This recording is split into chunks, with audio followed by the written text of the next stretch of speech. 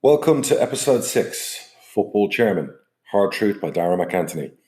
For those of you who've been subscribing and listening, thanks for your support. I hope you've been enjoying the weekly podcasts I've been doing. To be perfectly honest, it's been great for my mental health actually doing them. And although I'm talking to myself and in a room on my own, so I'm not sure that's so healthy, but it's great to hear there's an audience out there. It's great to see the rankings. We're consistently in the top 5 to top 7 in football podcasts in Great Britain, rising all the time in the all-time sports charts as well. So again, I'm humbled, and I want to thank you for your support and listening. For those of you who maybe don't enjoy them as much as others, well, there's not much I can say to that except that I'm always going to be honest. I'm always going to be transparent. I'm going to give my opinion, whether it be on Twitter, whether it be on YouTube. I've always been that way. I said it today to somebody I spoke to from The Guardian. I've been in football 15 years. I don't feel like I got a God-given right to preach about the ins and outs of football, but I feel with the experience I've had in the industry and the game itself, that maybe my ideas, are there on merit. Maybe they are worth listening to. Maybe I do know what I'm talking about. I've won promotions, I've won relegations, I've built the club up, I've built teams up. I've been in the championship. We've been in the championship. We've been in pretty much all the leagues in the EFL. So, having been in that business for so long, in this business for so long, and wanting to be in the business for a lot longer, I feel it's important I get my opinions across. I feel it's important to engage in healthy debates. Even to those trolls who come at me on social media all the time, I just think it's important. And at times like this, it's important to keep the conversation going. I'm not the type of person who just lies down. I'm not the type of person that just lets things happen the way people want them to happen, some people more than others. So I know I'm irritating some with my views on voiding the season and keeping the season going. I know a lot of people are in agreement. There's a lot of people who are in agreement who aren't actually saying a lot publicly, which is frustrating. I'm certainly not going to call anyone a coward for not wanting to come out with an opinion, but I wish they were a bit more vociferous and stronger in their opinion on it than the people who are right now using their megaphone to push for the voiding of the season. It's happening in all the newspapers. There's constant articles going on, but we're going to get into that a little bit later. In today's episode 6, basically we're going to speak about the voiding argument. We're going to cover, obviously, Gary Neville came out today and talked about, bringing money forward from the Premier League. It's an idea I came up with about 3.5 weeks ago, and who cares who had the ideas first or whatever else. I wrote my letter and I spoke about it in episode, I think it was 2 of my podcast, how we can basically save football. And it was all to do with factoring future money. So we're going to speak about that a little bit today. I'm also going to give a narrative on the whole voiding argument that people like my friend Andy Holt at Accrington Stanley and other people maybe haven't quite understood. And I said it on Twitter just recently. I said, if you're going to shoot yourself in the foot, at least know the long-term effects from the injury. And there's lots of people who are pushing that argument for voiding, who are going to shoot themselves in the foot and don't quite realise the pain that's coming down the pipe. So I'm going to lay out that side of the argument today. I'm going to give you facts and figures, and I'll let you, the listener, decide. I'd love your comments back on DMAC102 on Twitter. You can hit me up on Facebook. You can hit me up on YouTube.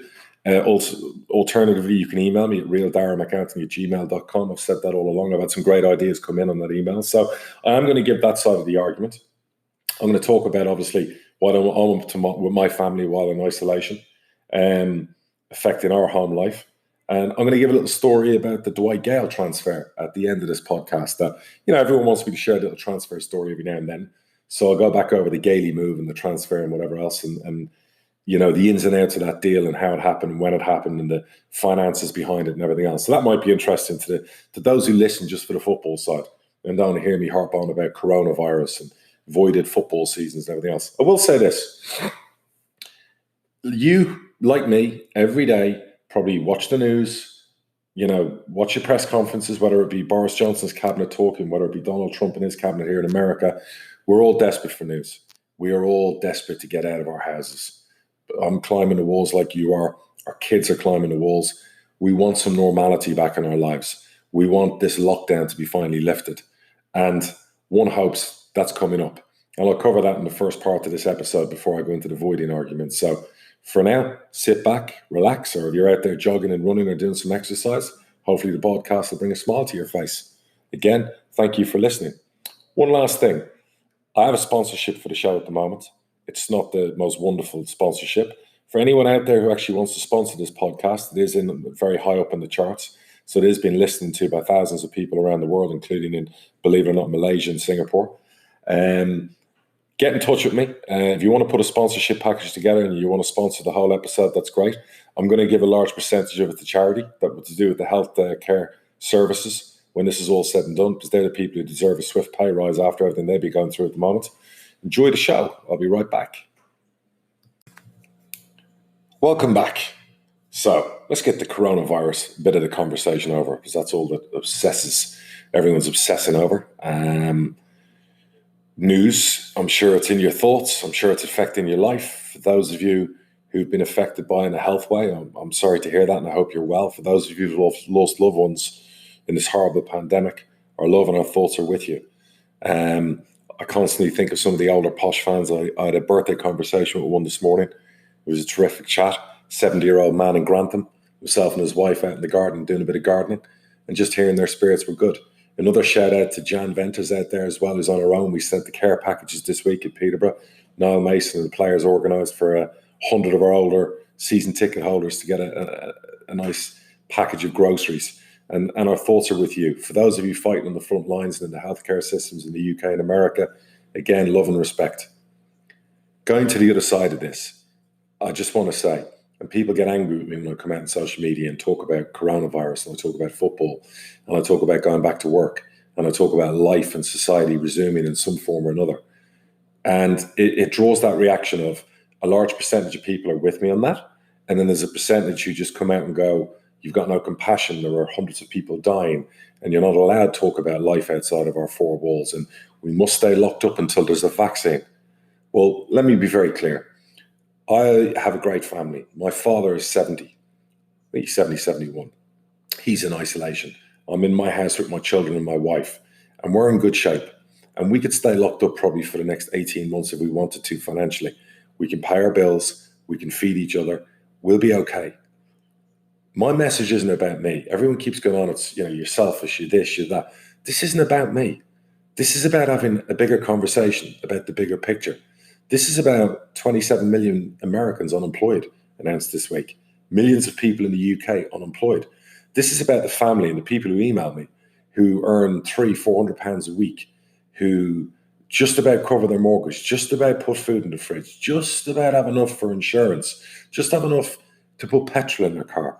This is a conversation about the normal person on the street, which is millions of people worldwide. This is a conversation about people who would normally be having medical procedures who aren't allowed to. Okay, we are allowed to have this conversation. We're allowed to look at both sides of the argument. I understand. I'm following the guidelines. I'm not flouting them. I'm following the rules set in place. We're in lockdown here until the end of April. There are millions of people in the UK in lockdown until I think the 7th of May. People all over Europe, all over the world are in lockdown. We're all doing our bit.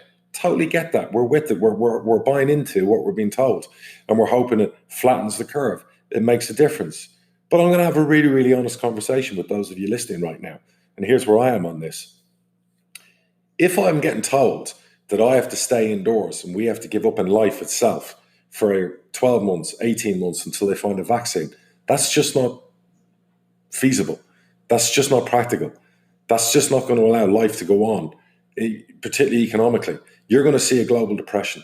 You're going to see the outcome, the deaths from a global depression far outweigh the deaths from coronavirus. Sorry I have to say it, but someone has to say it. Some are already saying it and they're getting pillared for it. This is the truth. You can have that argument on both sides. And I'm telling you right now, we have to resume some sort of societal life. If we have to come out of lockdown, and our governor of Florida has done a great job, and we've got a big older population here in Florida, if he comes out and says to myself, my wife and our kids, you have to wear masks when you leave the house for the next 2 months. You have to be very careful. You have to social distance. We'll do it. We'll respect whatever is told for us to do if it helps. If we have to make sure the most vulnerable have to stay indoors through all of this and we have to look after them, we'll do that too. But let's get real for a moment. Let's look at the data, okay? The data is the key to all of this, and the data keeps changing all the time. What is the true percentage of people dying, age-wise? What is the true percentage of people under the age of 60 who have no underlying condition? What is the true mortality rate for people like that? Have I got a 99% chance of living, or have I got a 90% chance of living? Who does it most affect? We have to see the data, and I'm a data freak. And I saw some data the other day which went on about the mass majority of deaths being in care homes in a certain age group. These are important statistics for us to know, Because you've got people right now, and someone tweeted me earlier, I think it was 26 years of age, a healthy young person, who said they were absolutely terrified of leaving their house. Well, that's wrong.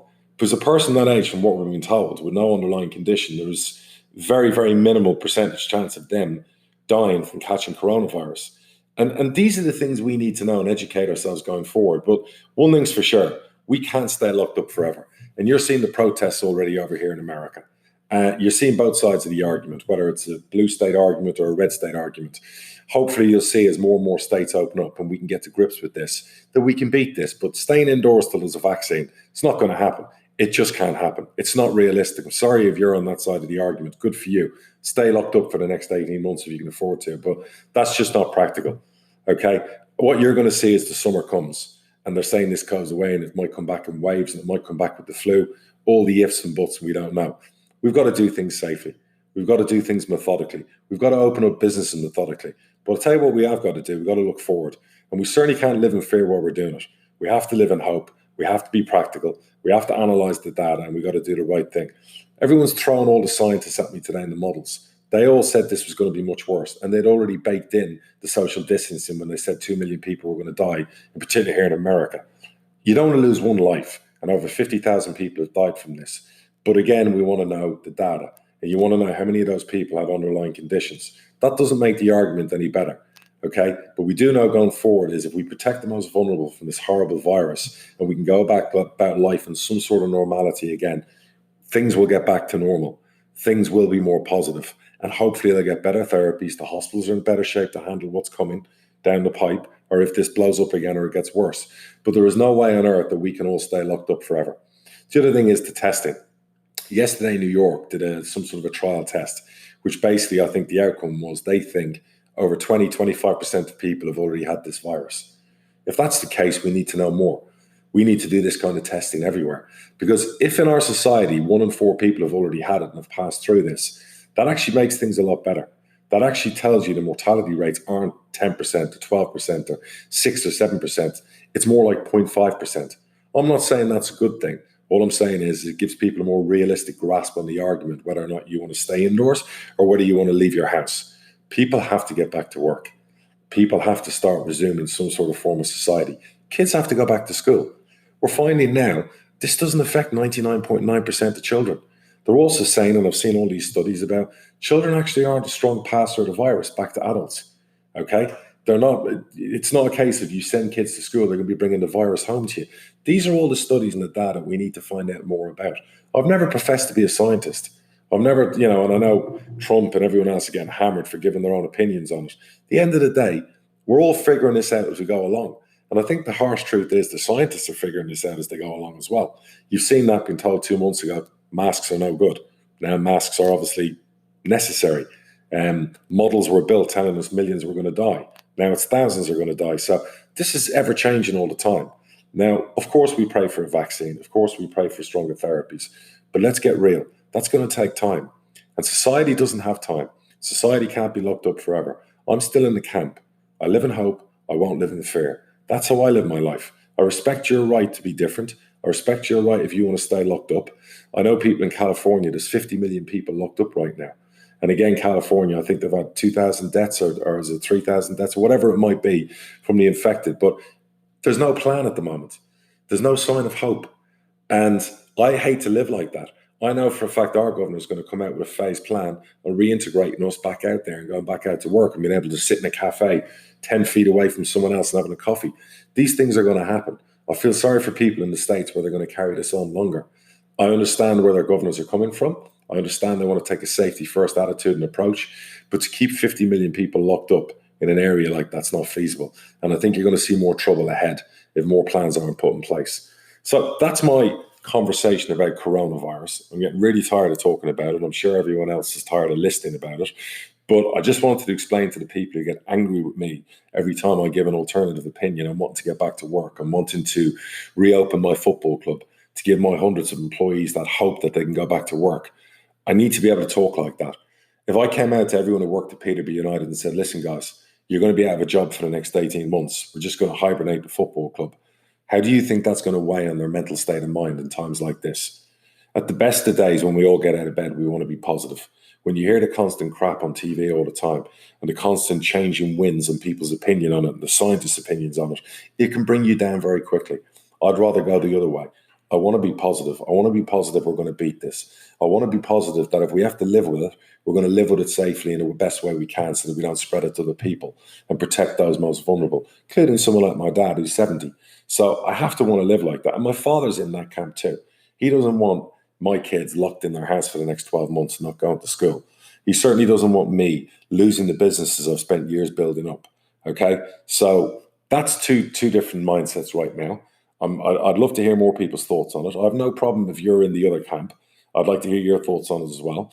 Don't throw at me all the time that I should listen to scientists and I shouldn't give my opinion on it. I'm not always talking about the disease. I'm giving the flip side to that argument because obviously it affects me. It affects my businesses, the hundreds of people that work for me. And like I said, I can afford to stay home for the next 2 years. But there are millions and millions of people right now who can't. There are millions and millions of people right now sitting at home who are in deep depression. Suicide hotline rates are going through the roof. And I can see why. I can see why this is weighing on so many people. I worry about the people right now who've got £100 left in the bank, who don't know where their next amount of money's coming from, don't know how they're going to feed their children, and don't know how life's going to go on when this is finally over and they are allowed out of the house. So let's be sympathetic to their plight as well. It's, again, two sides, two arguments, and they're worth having, they're worth debating. Let's keep it polite and let's keep it clean. Okay? You're allowed to have both opinions. Be back after the break. So let's talk football. Let's talk voiding. Let's get away from the coronavirus conversation I just had there at the start of this episode. Over the weekend, there was a bit of a blow up on Twitter. And it wasn't so much a blow up between me and Andy Holt. Andy Holt's somebody who owns Accrington Stanley. Great guy. I have a lot of time for him. He runs a good club, runs a good business. He's got a lovely family. And this is one conversation. We're on the same side of the argument. This argument we're on different sides of in a big way. Andy's obviously been pushing his own agenda the last couple of weeks, and I've seen him build up to it, where he basically doesn't want to finish the season. He couldn't care less about the 9 or 10 games he's got left, and he wants to get on with planning for next season. So that's his side of the argument. I understand it. I don't respect it.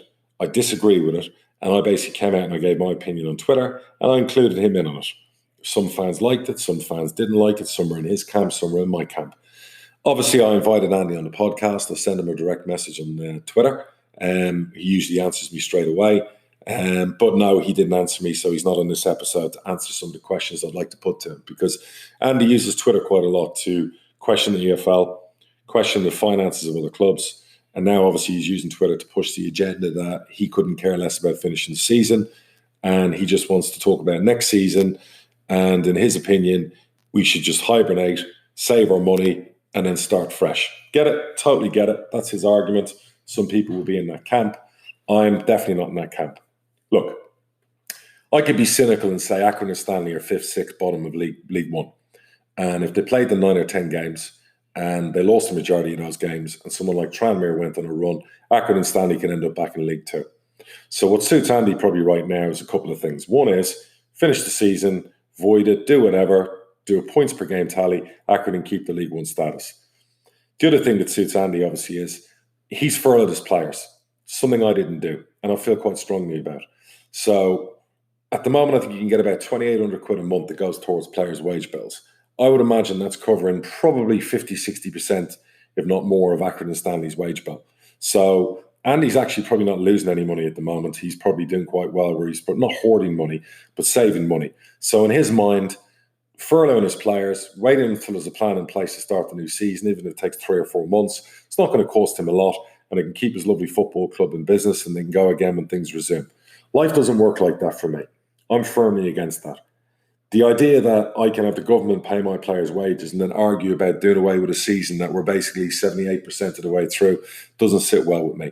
Doesn't sit well with me for the clubs that have worked really hard and invested a lot of money into their seasons. And it certainly doesn't sit well with me for the fans sitting at home who've got absolutely no sports to watch. And the one little hope they've got is that they want to support their football club behind closed doors, possibly inside stadiums again at some stage in the future. I'm not sure why the argument of voiding the season is so strong today. 3 weeks ago, when this was blowing up and we saw what was coming down the pipe with infections and death rates. I can understand people talking about it. What I don't understand now is as we come down the slope, as infections, as death rates are dropping, mortality rates are dropping, there's stronger therapies coming out, there's more positive news all the time, why everyone is so desperate to avoid a season. I just don't get it. Right now, the plan is to return to training on the 16th of May. The plan then is to finish our season in June and do it over a 30-day period. I know the EFL mentioned 50 days, but we've spoken since, and they've said it can be done in 28, 30 days. It's football. Our players, when everyone else gets out of their houses on the 7th of May, and they're allowed safely and cautiously, wearing masks, whatever, go back to work. My players can go back to training, like they've done in Germany. I would love that. Why don't we love that? If my players safely can play games in June again, and we can do it behind closed doors, in a controlled environment, very few people there by the players and the officials, and we can give our fans something to watch, something to enjoy at home, other than binging on Netflix. What's not to enjoy about that? If we can stick to the integrity of the game, finish our season up as best possible, allow teams playing for promotion to fight for promotion, allow teams who deserve to be relegated go down in relegation, what's not to love about it? I'm not quite understanding the argument. I'm not quite seeing that side. Bar people worried about being in relegation already. Bar people worrying about they're not able to furlough players anymore and suddenly they're going to have to take them off furlough and start paying their wages. I really, really don't understand where they're coming from. And I'm going to talk about in this update, or in this part of the podcast, I'm going to talk about the price of voiding. Because I'm not sure some of these owners who have these agendas, and I know there's a few of them, and I know some fans that get at me every day and get very angry. Usually it's fans of clubs that are in relegation zones who would love nothing more than the season to be voided. They come at me aggressively and they think, don't talk about football and blah, blah, blah, blah, blah. Well, I'm sorry, I have to fight the battle. I have to fight for my football club. Myself and my partners have invested everything this season to try and get promoted. We've invested everything in making sure our football club does as well as it possibly can. We've invested in giving our fans 44 games of football. I'm not sure why we need to stop now. I'm not sure why, when we're on the cusp of lockdowns being lifted in certain countries and certain places and people can go back to work, that we suddenly just call time on it right now. I don't see the sense and I don't see the reason behind it. So I'm just going to explore a little bit of the financial analysis I did on the voiding argument. So bear with me. And if anyone's not quite sure, go back over this. Right now, the majority of clubs have completed 77 to 78% of the season. So it's 22, 23% of the season's incomplete. If we're to say tomorrow the season is voided, all of this is theoretical. Let's just say Andy Holt gets his way. Let's say other people who are in that argument get their way. And forget about the media narrative. The majority of people don't want to void the season. That's just a media narrative. It's absolute bullshit. Okay, it's a big argument coming up every day on social media channels. It's a real agenda-driven thing by certain people in it. But I'm telling you now, the mass majority in the leagues want to finish. The EFL want to finish. They want to do things the right way. And if it's safe to do it, and we're allowed to do it, and we'll work with the government on it, we're going to finish the season. But let me just give you the argument. I said it earlier about shooting yourself in the foot. If you're going to shoot yourself in the foot, and if you're going to avoid the season, at least know what the long-term effects from the shot in the foot is going to be. And I'm going to paint them out right now. So, if we finish the season right now and it's voided, and it's basically there's 23% incomplete, in other words, there's 9-10 games left in our season with 44 games in the season, here's what's going to happen. In a typical year, we get paid approximately, and I've written these down in figures here, whatever else, about £1.7 million in EFL and solidarity money. That's what we get paid to play 44 games of football. Take 23% of that, it's about 390 grand. About 390, 400 grand. So by right, if we void the season, we've fallen short. We most likely are looking at refunds, and Andy Holt screamed about who says we need to give refunds, but he's a businessman. He's in manufacturing. If somebody did an order with his business and he fell short on the order and they'd already paid and he decided to only give them basically 78% of the order, I'm sure they'd be asking for a refund of the 22% that's incomplete. So about 400 grand there we'd have to refund to the EFL and in solidarity payments to the Premier League. Let's take season ticket refunds. Now, most fans have been really good about this. They haven't made a run on refunds for games.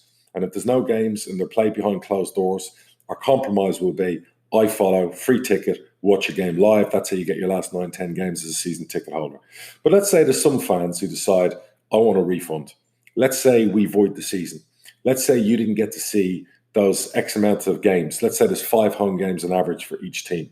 We're talking about season ticket refunds in the region of anywhere from 80 to 150,000 pounds, quite possibly in refunds. Add that to the 400 grand in EFL and Solidarity. We're well over the £500,000 mark in refunds. Now let's talk about sponsorship. Most clubs have sponsorship deals. They have naming rights deals. They have names on their tops. Most sponsorship deals are anywhere from 150 all the way up to £500,000, depending on who you are, particularly in League One and League Two. So let's say our sponsorship decided that we defaulted on our contract. Everyone has a contract when you sign a sponsorship deal. Let's say we fell in default to that and they decided to sue back for basically the 23% of avoided season that we didn't fulfill the opportunity to put that sponsor on TV in front of all these fans that are watching on iFollow. So let's take an average thing there of sponsorship of being up to 150 grand in refunds. So I've calculated alone here, 700 to 850 grand is your refund bill. There's your void bill. So it's great while you're furloughing your players and the government's paying their wages. However, when you make your decision to void, probably within 7 days, you're going to have a run on your finances and have a bill for about 700 to 850 grand. With Andy and others who want to avoid the season, want to dig into his piggy bank and have to write checks for up to 800 odd grand, because that's possibly the price they're going to have to pay. Now listen, if they're saving that much money with furloughing their players, they're obviously paying their players a lot more than I know. So maybe it makes sense for them to do it. But I'm telling you right now, you shoot yourself in the foot, you're going to be left with a bill. Now let's go the other way. Let's look at the argument of playing out the season. Let's look at the argument of everyone gets out of lockdown on the 7th of May. Everyone is told they can go back to work safely. You got to wear masks. You got to social distance. You got to do things cleverly, hygienically, and we got to make sure that we don't affect the most vulnerable. Let's say the 16th of May we get back into training. We start getting ready to play in June. Let's say we have those 9-10 games in June behind closed doors. We have iFollow basically support. All the games are going to be beamed on iFollow. You're going to have free games for season ticket holders, so there's no running refunds there. You're then going to be able to sell. We're going to have to redo the match type price ticket. I agree with Andy on that. And we've got to make sure that the home teams get the majority of the iFollow revenue. So let's say on average, on iFollow, you basically sell 2,000 to 3,000 iFollow tickets, because there'll be a lot of people with pent-up demand sitting at home wanting to watch these games. Let's say we charge 15 quid, maybe even 20 quid on average for people to watch. Same price as when you go into a stadium. Potentially, we could be making 30 or 40 grand a game through iFollow. That's 200-300 grand for the teams with home games in the period of iFollow. Throw in your 700 to 800 grand in refunds. Throw in the 200 to 300 grand that you can end up getting from iFollow at 9 games behind closed doors. You're starting to see the finances and basically the flip side to shooting yourself in the foot. You're starting to see my argument now. Let's also throw in the feel-good factor for our fans. If I can give my older fans football in June, if I can give my players something to look forward to, if I can give the hundreds of employees hope that they're suddenly getting back to some normality, even if they're wearing masks and gloves every day when they go to work, but at least they're getting out of the house and they're going to work and they still have jobs. Now let's look at fans through this feel-good factor of having their club back playing again, having the League One season finished. It's in June. They're going to be buying online merchandise. They're going to be buying kits. They're going to be buying strips. They're probably going to be buying season tickets for future seasons. Anything we can monetize for our fans to help our football clubs. The feel-good factor alone, that potentially could be worth probably at least another, 100 grand. So you throw in the iFollow games, you throw in all that kind of spending by our fans, you could be talking about 300-400 grand per club. That's some seriously good income. That's income we're going to need.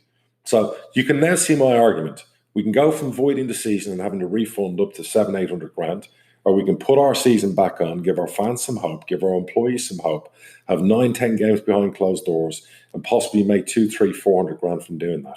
That puts us in a healthier position. Now, people are going to say there's going to be a cost to putting the games on.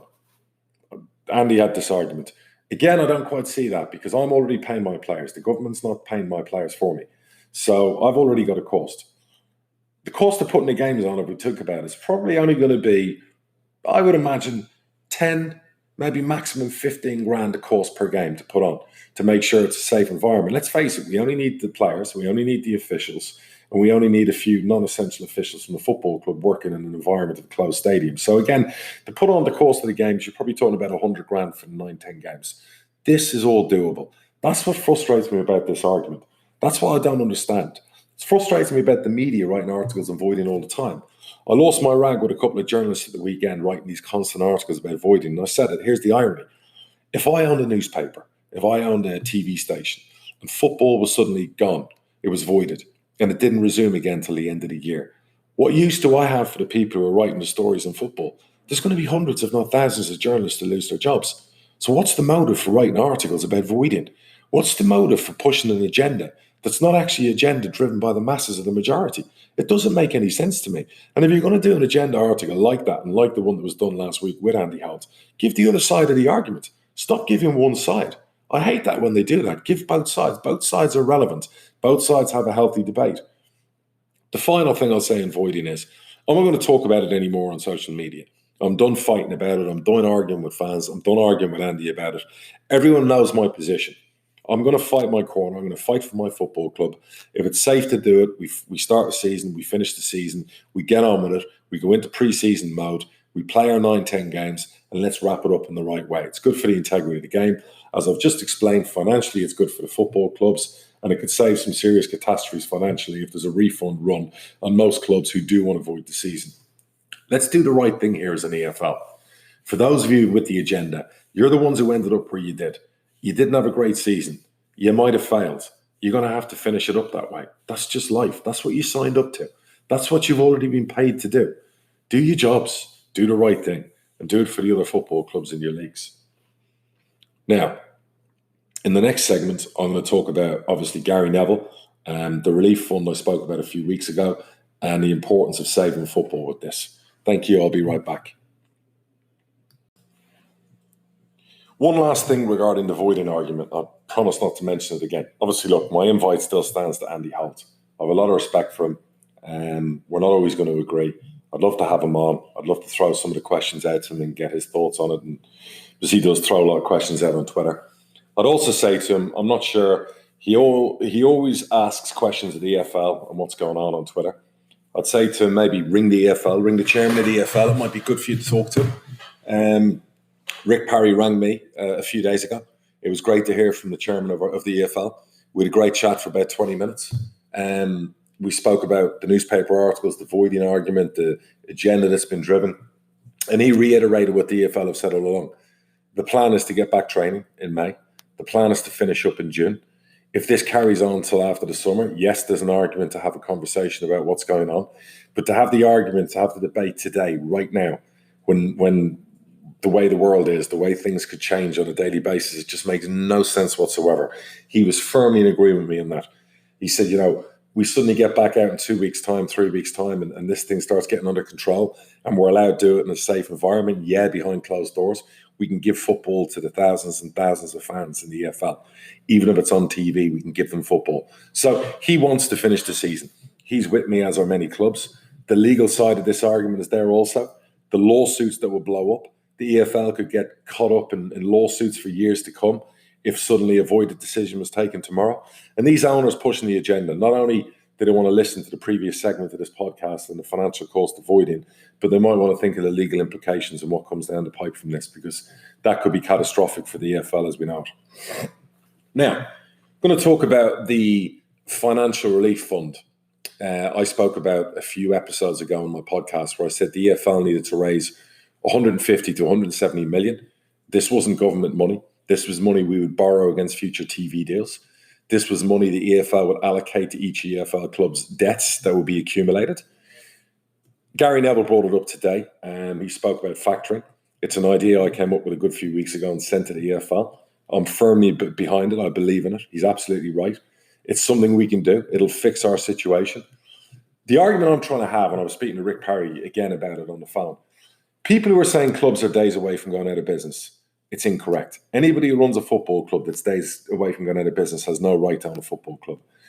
But where the problem's going to be is come July, August, and September, that is where the mass problems are going to come for us as football clubs. Right now, we're deferring PAYE, we're deferring VAT. Our income streams are lower than ever. We potentially, when we finish this season, have a new season, could still have football without fans for a couple of months. Again, our income streams are going to be low.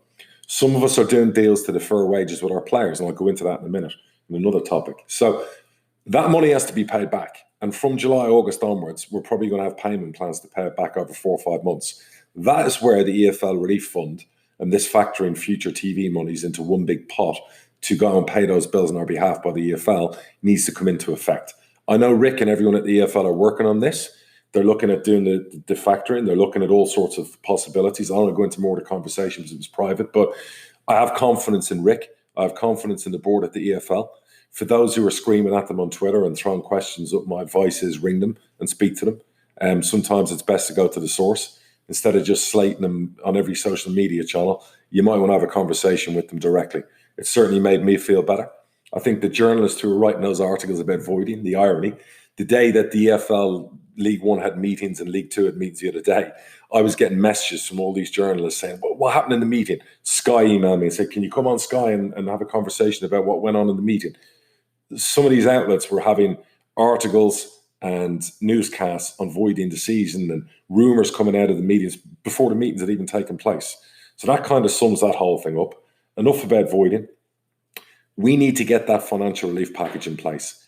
If football is to survive, if us or clubs are meant to cut our cloth accordingly, people talk about using this as a chance to remodel football. I'm not against that. There's so much wrong with our game that we need to remodel. I put it in my document a few weeks ago to the EFL. We need to get the relief fund built. We need at least 150 to 200 million pounds put in an account that we can draw down on and pay those bills that we're going to fall behind on. We need to basically restructure our wage caps. We need to restructure the loan system. We need to restructure the spending per turnover per football club. We need to restructure how our agents are paid. We need to do this in a responsible, fiscally responsible way.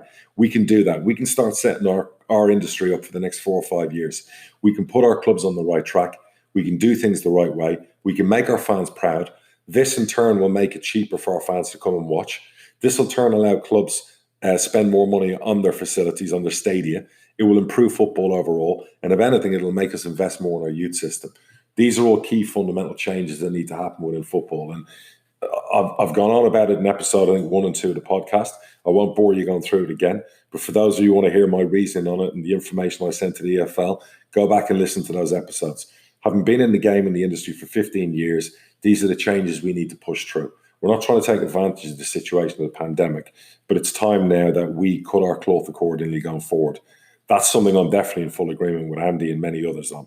So there we are. That's voiding. That's financial relief for football. These things need to happen. Pay deferral update.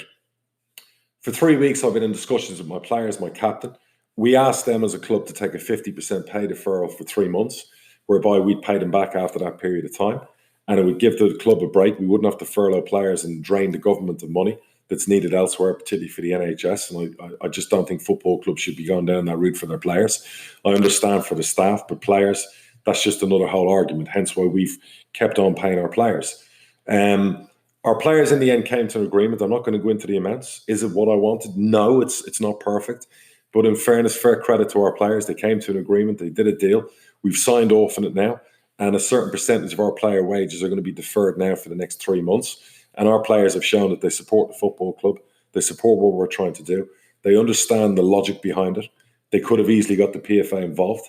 They could have easily made this a lot more difficult for us as a football club, but they came together as a unit and did the right thing. For that, I'm very proud of them.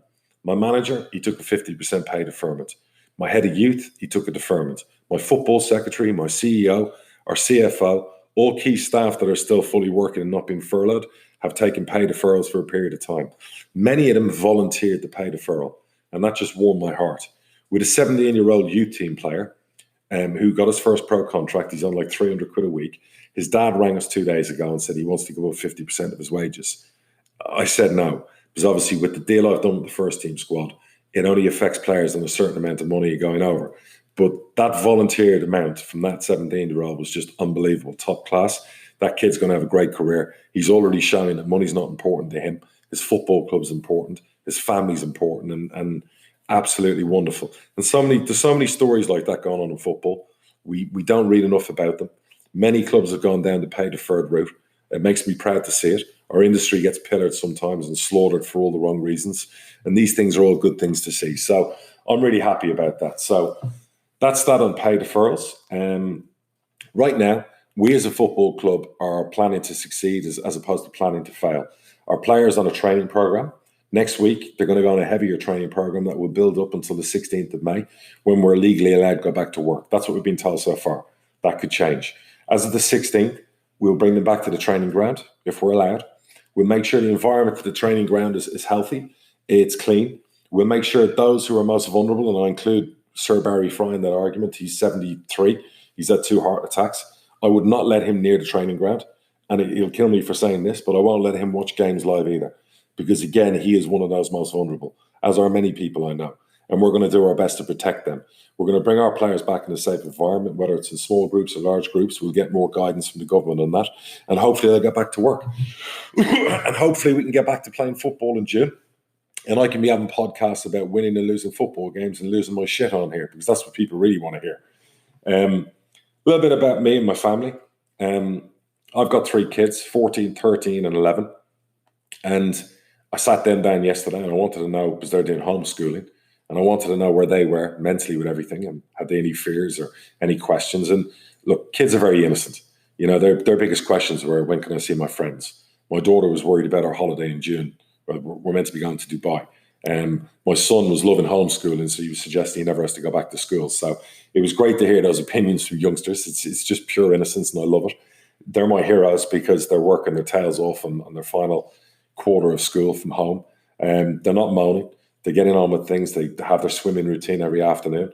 They're smiling, and I just want to make sure they're okay, because it's tough for them. They're so used to a routine. They're so used to going to school. They're so used to being with their friends. And as horrible it is for all of us out there, it's so horrible for younger people. And that's one of the real shames of this whole pandemic, what's happening to our kids. And the school this week, my youngest was having her graduation from lower school into middle school, and my son was graduating from middle school to high school. And they were due to have 2 graduation ceremonies at the end of May. And the school obviously used their usual Friday night, drop the bad news shit, sent out an email basically saying, look, we're going to do virtual Zoom graduations. So that caused absolute uproar. I went back to the school and I said, guys, you know, nobody wants to do Zoom graduations. I get we can't do graduations in May. We're not allowed to do big groups. But August is a long way away. And when we report back in August, we can do this. We can do graduations, even if it has to be in groups of 30 and 40 and outside, or with tents and with proper ventilation. We're learning so much more about this all the time, this virus, and the ways we can go about doing things safely. And if kids are going back to school in August, it's only right that they have their graduation ceremonies postponed to that, as opposed to cancelling. I didn't want to tell my kids on Friday night that their graduations were cancelled and they were going to be done on a Zoom conference. So that's something else that was going on in my life this week. We're going to arrange a game night next week. We're going to do it by Zoom. We're going to zoop in my sisters and their partners. We're going to get my dad in on there. We're going to have a Trivial Pursuit night, and I'm going to have to be the adjudicator, so there's no cheating and no Googling on telephones. Going to watch a couple of movies this weekend with my kids, and just keep myself sane. And that's all I can do. When I finish this podcast, I'm going to go and start my new Lego piece I just ordered. It's the Old Trafford Stadium.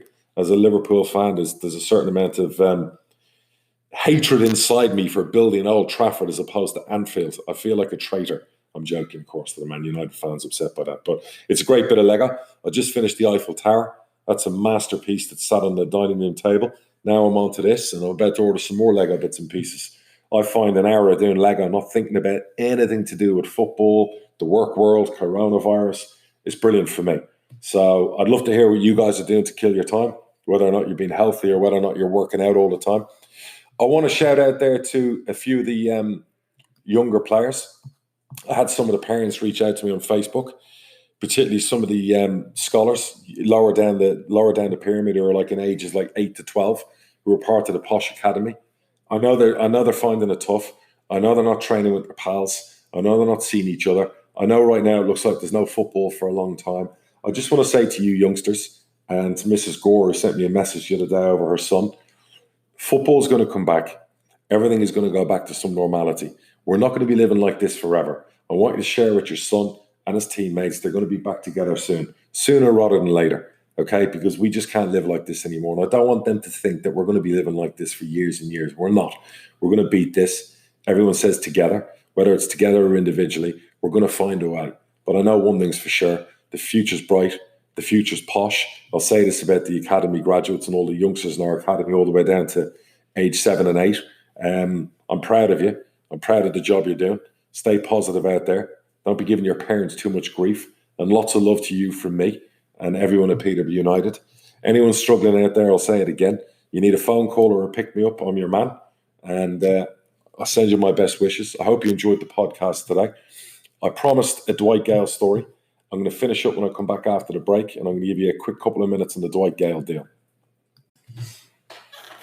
So the final wrap-up in this podcast, episode 6 from Football Club Chairman, Hard Truth by Darren McAntony. I promised a little story on transfers over the years, and I've obviously been privy to a few deals in my time as chairman of Posh. One deal we did was Dwight Gayle. Everyone remember 7-8 years ago. We signed Gailey from Dagenham. We paid, I always remember, we did a loan to buy deal, which was always guaranteed. We basically paid 500 grand for Dwight Gayle. He was a 21-year-old, had started okay in League Two. He got like 7 goals. He'd scored a shitload of goals in non-league. We'd scouted him, extensively before that, so we knew we were going to buy him. We brought him in the Championship. He made his debut against Ipswich, came on as a sub. We knew he was special. We knew from all the analytics, from the scouting, that he was good. Myself and Barry thought he was going to be top class. The gaffer couldn't believe how good he was when he trained. Anyway, Gailey scored 13, 14 goals in the season we were relegated. He became a big asset, and he became the must-won striker in the summer. We had a list of 6-7 clubs in the Premier League who had him on their list. In the end, we struck a great deal. We'd just been relegated to League One. We had a big hole in our budget.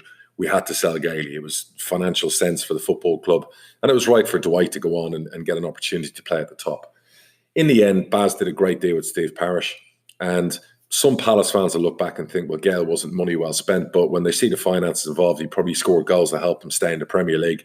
But they also made him, a few £1 million profit on him as well. So really, it was great business from Steve Parish, great business from Palace, great business for us. The deal was agreed. I always remember Baz ringing me, and I'd given him all the numbers I wanted. And he rang me and he was going through the deal. It was a £6 million guaranteed transfer fee. And there was about 2.5 million in add-ons, including, X amount per games played, X amount if Palace stayed in the Premier League, X amount if he signed a new contract, X amount if he won the Golden Boot, and also a sell-on. I think when all is said and done, by the time Dwight had been sold to Newcastle and he played all the games, I think we earned over 7.5 million over 7 million at least from Crystal Palace. Of that, we were delighted Dagenham and Redbridge got at least, God, it must have made nearly £2 million out of the deal. And that was the beauty about our policy of buying lower league talent, because you always make sure at the sell-on, that lower league club always does really well. Grimsby made over £1 million from our business on Ryan Bennett. Dagenham made over 2 million just on a Dwight Gayle deal. So terrific business. But what people don't know is that at the time we did the deal, I was flying from America. It was in June, and we were going on pre-season to Ireland. And I can't remember where in Ireland. It might have been Portmarnock we'd gone to have a camp. And the day before we were due to fly, we agreed the deal on selling Gailey. And I rang the manager and I said, look, Gaffer, I've sold Dwight. That's the bad news. And he was like, oh, God, we've lost Dwight. And I said, yeah, but let me tell you the deal. And when I told the Gaffer the deal, he said, my God, that's an unbelievable deal. You got to do the deal. So I flew over to England for a day. And then I took a plane with myself, Barry, the manager, and our CEO over to Ireland the day before camp. And I always remember, it was probably the most nervous 4 days of my life, because the Gayle deal didn't happen instantly. He had to go to Palace and agree terms, and he had to do a medical. Palace obviously have a very extensive medical. Most clubs are doing medical in a day. It was about 3 days worth of medical where you had to wait for tests on this and tests on that. So every day I'm at Barry, we're waiting for phone calls, we're waiting for the medical to be passed. Dwight's sitting at home. We're in Ireland on pre-season tour. We've got this £6 million deal hanging over us. Very, very stressful, knowing that it could make or break our upcoming season. Now, days have gone by. The deal's still not done. I've said to Barry, what in the hell's going on? We got on to Palace. Steve Parish was brilliant. He was communicating with us every day, as was Ian Holloway, who was the manager at the time. And it turns out he passed his medical. That wasn't the issue. What was holding the deal up was, and Dwight will forgive me for telling this story because he was a young boy, he had fired his original agent, who he was still signed to, and he had a new representative representing him. Dwight was on 700 quid a week with us at Peterborough. And this deal at Palace, I think, was going to put him on 15 to 18 grand a week. So you can imagine going 700 quid a week, 15, 16, 17 grand a week. And what was holding the deal up was his new agent wasn't allowed to sign the papers. His old agent had to sign. So even though you fired that agent, you still need the old agent to sign. Now, of course, Dwight, his camp, his new agent, didn't want to pay the previous agent the money that was involved in the deal. So this is what was holding the deal up. And at one point, the deal was nearly cancelled. And we're ringing Dwight in his home. And of course, Dwight, being a typical footballer, was like, talk to my dad, talk to my agent. He's on 700 quid a week and is a deal that could blow up where he's earning 15, 16 grand a week and you wouldn't even know it's speaking to him. And this is sometimes the mentality you can deal with footballers. In the end, I had to throw the solution out. We had to pay the difference, legally, of course, to the old agent to allow the new agent to take over and do the deal. There was no way the deal would happen if we didn't intervene. I think it ended up costing us about 60, 70 grand. I think it ended up basically, well, look, it's one of them things. Ask yourself the question: if you're about to lose £6 million versus having to spend an extra 50, 60 grand, you do what's best for your football club. You do the right thing. Dagenham, in fairness, came to the party and joined us in making that happen, and we made it happen. I always remember it was like a Thursday night. We were playing, I think it was Shelburne away in a pre-season friendly. We're driving in the car. Steve rang Barry, told him Palace were about to pull the deal. We got on to Dwight, we got on to his dad, his two agents at this stage, and basically that's what it came down to. Like I said, money talks, bullshit walks. That's the football industry for you. You wouldn't believe how many deals can nearly fall apart over the space of a few grand. The player was even willing to leave his house and fly to Ireland and join us in pre-season tour on a £750 a week, as opposed to the money that he was about to lose going to the Premier League. That is how football works. You shouldn't be surprised by this. This is the industry we're in. It's bonkers at times. That's the Dwight Gayle scenario. He's gone on. He's had a great career playing in the Premier League. He's played for big football clubs. He's another one of those young players I'm proud to have been involved with. Proud every time I see him scoring goals. Terrific young guy. Did brilliant for our football club. We paid 500 grand for him. We had him for 6 months. The 500 grand was payable over 48 months. So get this. By the time Dwight left us 6 months later, we'd only paid 60 grand at a transfer fee. So you imagine now spending 60 grand on something and in 6 months' time making 6 million on the 60 grand investment.